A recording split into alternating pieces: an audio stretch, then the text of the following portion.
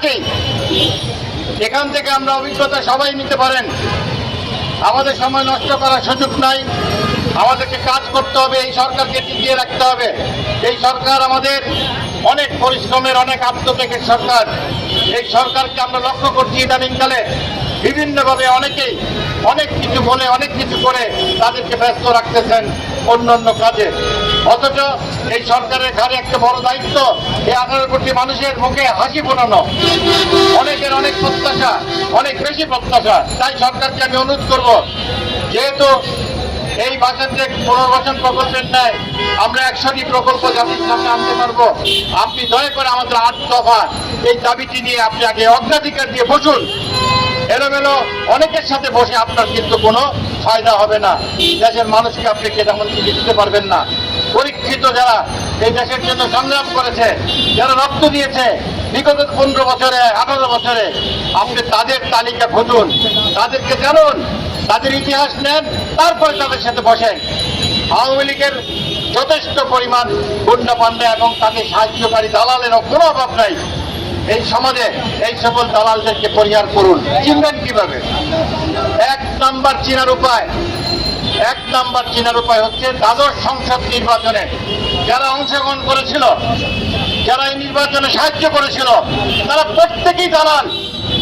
এদের সাথে কোনো আলোচনার দরকার নেই, এখন এদের সাথে কোনো বসার কোনো দরকার নেই।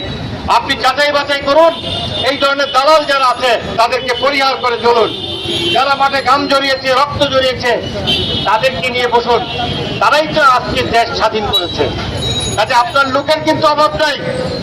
আমি যদি আজকে আপনি সময় এদেরকে না দিয়ে আপনাকে সময় নষ্ট করবে যারা, তাদেরকে দেন, জনগণ কিন্তু আপনার প্রতি যে বিশ্বাস ছিল সেটাও নষ্ট হয়ে যাবে।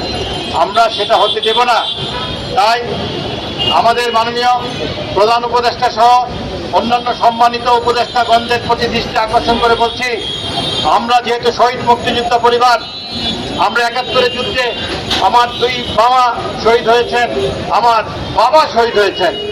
আমরা দ্বিতীয় মুক্তিযুদ্ধ যেটা আমাদের ছাত্র জনতা করলেন, সেই যুদ্ধের প্রথম থেকে আমার পরিবার সবাই আমরা জড়িত ছিলাম।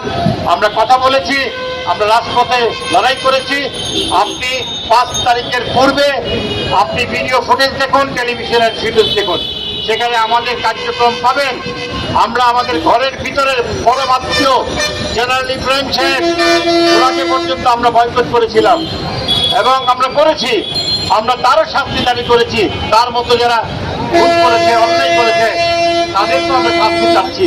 তাতে আপনাদেরকে বলতে চাই, আপনারা যারা আজকে উপদেষ্টা পরিষদে আছেন, দয়া করে আপনারা আমাদের এই 8 দফা ভালোভাবে দেখুন, আমাদেরকে ডাকুন, একসাথে বসি, কথা বলি।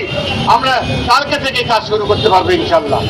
সবাইকে ধন্যবাদ জানিয়ে আমি আমার বক্তব্য এখানে শেষ করছি।